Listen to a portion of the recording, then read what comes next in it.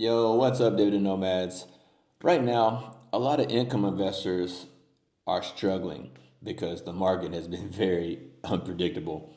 But my portfolio's been doing okay, not too bad. I'm overall happy with the performance. And today, I'm going to share with you guys why being invested mostly in the S&P 500 has helped me keep my portfolio stable, less volatile, and I'm not going through the same things a lot of other high yield income investors are going through right now. I'm also going to take you, into the portfolio, share with you what's in it, how much I received in dividends this week, and I'm also taking you into the spreadsheet behind the scenes so you can see the overall performance of this thing, even though it's not like it's not doing great, but it's doing better than a lot of other income investors. So let me dive into the phone first, and I'll share with you guys what's in the portfolio, and then we'll get into this discussion. So let me log in first. I don't want to show you guys my password. Okay, now I'm logged in. Let's record the screen. 3, 2, 1. Bam. All right. So this portfolio is in Charles Schwab. I have several portfolios, but this one we're talking today is in Charles Schwab. I'll refresh it for you guys. So right now, this is 12:30 in the afternoon here in China where I live, and you can see the market is closed. The Dow was down about 1%, the Nasdaq 1.5%, and the S&P, 1.25%. And my portfolio, you can see the day change was only down 0.5%. So I outperformed all of the markets yesterday. And we're going to see what's going on here, why that is. Right now, this portfolio is valued at $78,140, and I have $1,382 in cash in this portfolio. If I view all the positions, you can see I have XDTE, which is Round Hill's S&P 500 Zero DTE Covered Call ETF, 1,100 shares. Okay, now I have SGov, which is iShares Treasury bond ETF. It stays about $100 all the time. It just kind of like creeps up slowly during the month and then pays out a dividend every month, a 4% yield. And then it starts back over and creeps back up, but it usually stays between $100.20 to $100.70, something like that.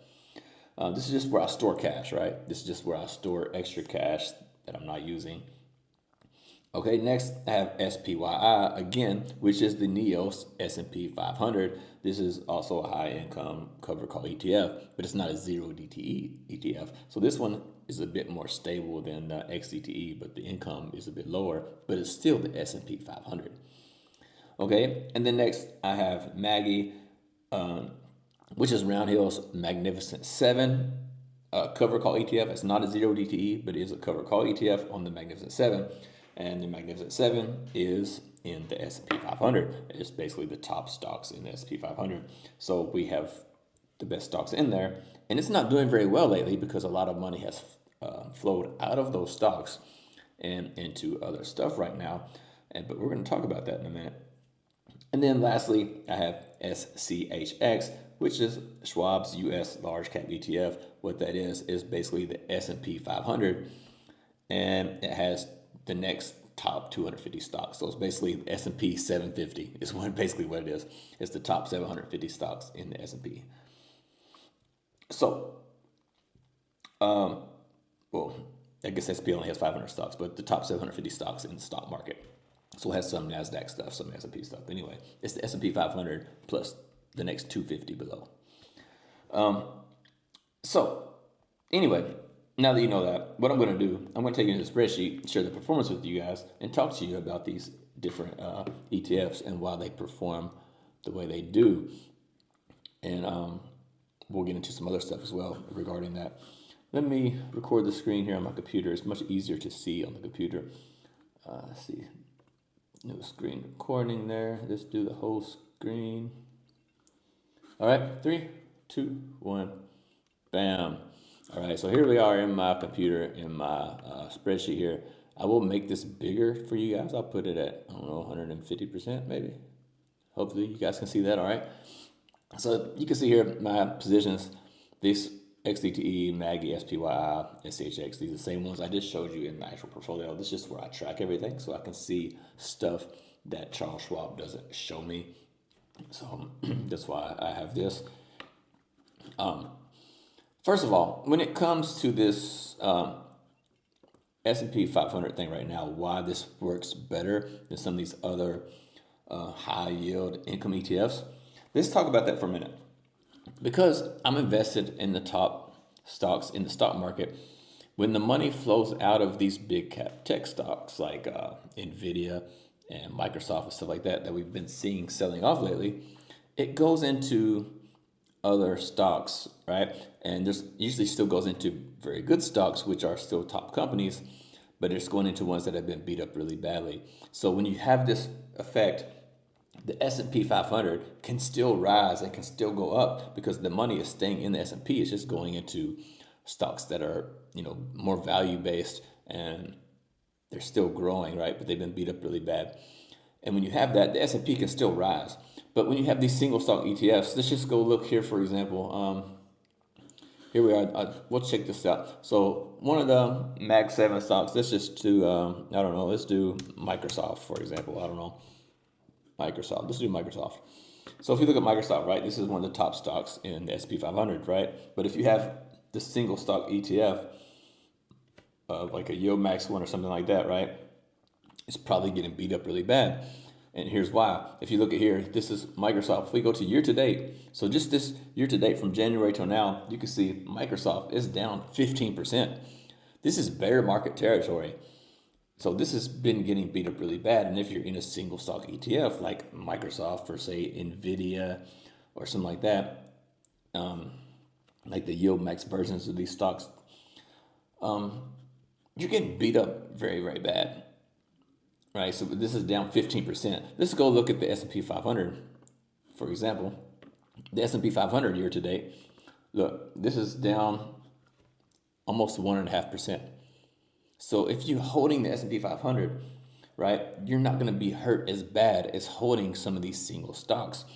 And that's one of the reasons why my portfolio is performing very well compared to other high yield investors, because they're invested heavily in single stock ETFs like NVDY or MSFY or whatever the ticker symbols are. I forgot them because I haven't looked at them in so long because of this reason right here, because I know that they will suffer in these type of markets. And so that's why I stay heavily invested in the S&P 500 to avoid these like I just showed you, like this Microsoft, this bear market Microsoft thing here, like it's down 15% year to date. I'm not just picking. Let's just see some other ones just for example, so I can show you guys what I'm really talking about. Nvidia. So if you're invested in like Nvidia, right? Nvidia is down almost 5%. The market's down 1%. Like, what about Google? What's Google doing? Google's in the top of the S&P. Let's just check it out. Google. 5%. What about Meta? Meta is also up there. Facebook. What about Meta? What's Meta doing? Meta's doing a little better. Almost 2.5% down, but it's still, the S&P is outperforming it. What's another one? Amazon, right? Let's see what Amazon's doing. Amazon's in the top of the S&P there, and there's a lot of single stock ETFs on this. Look at Amazon, it's almost bear market territory, or correction territory anyway. 10% would be a correction, so it's almost correction territory. So a lot of these big names are getting beat up pretty bad. Now that's another one. Tesla's another one, right? Let's check out Tesla.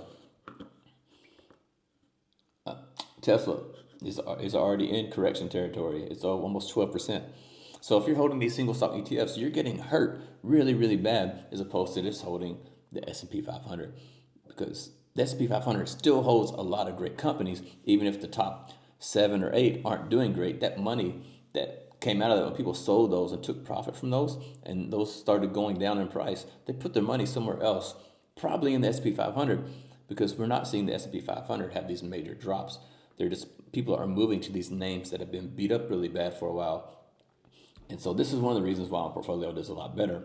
But also, this is another one of the reasons why I have this Maggie here, the Mag 7, is because, as I just showed you, most of the Mag 7 stocks, some are in bear market territory, correction territory, others approaching correction territory. And I do believe once this Iran conflict is over, money's going to start coming back into these Mag 7 stocks because these are some of the best stocks in the stock market. And they're in buying territory now. This is the place where people want to be buying them so they can ride them up and make a bunch of money. And now is a good time to buy some of those stocks. Or if you're an income investor like me, something like this might pay off if the conflict ends soon. If it doesn't end soon, it's not going to matter. The money's going to keep flowing into the oil and gold and silver, stuff like that. But once this conflict's over, that money's going to come out of there, and it's probably going to go back into this big cap tech because it's been beat up so bad.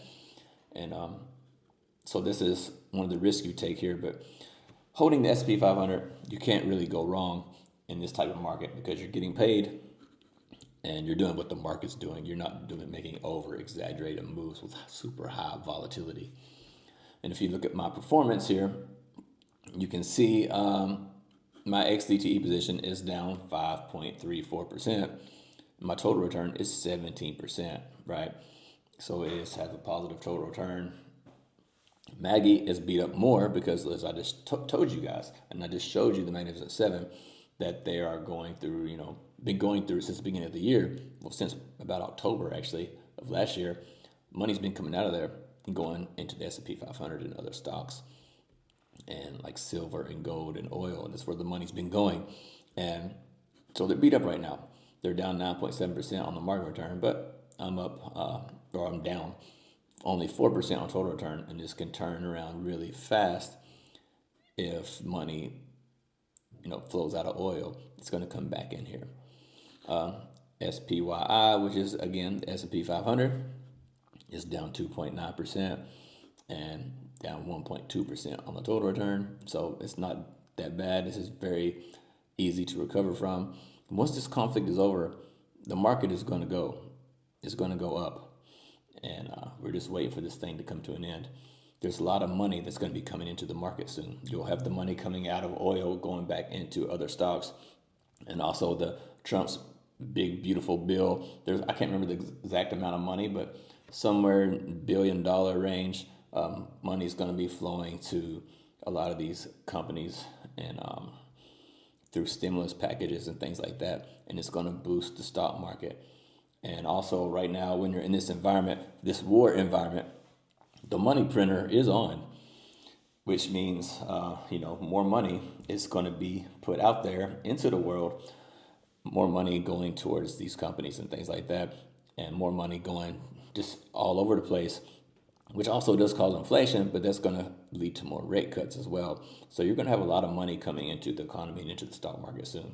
So these things can turn around really fast once this conflict is over.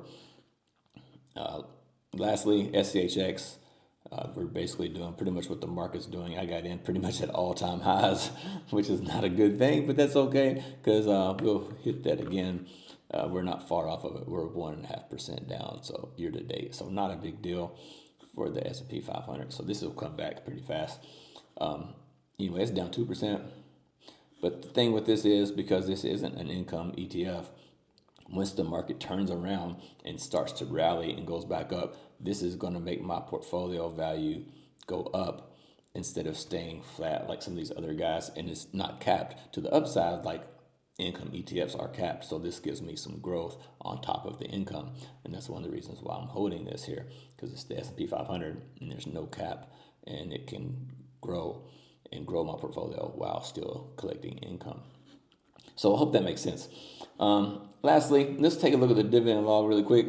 And I'll show you guys what I got paid this month so far, or this year. Well, just look at this month.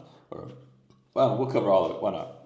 So January, you can see here, I made $2,700 from XDTE. It was like a special end of year dividend. It's not the normal. February also wasn't the normal because they were paying very low distributions every week during February because they were trying to keep the NAV stable, which I appreciate, and that's why I'm not having the volatility in my portfolio like other income investors. March, this was the very first payment I received in March from XETE, 177, and I'm going to receive more payments. I can tell you really fast how much it'll be. I'm going to get I'll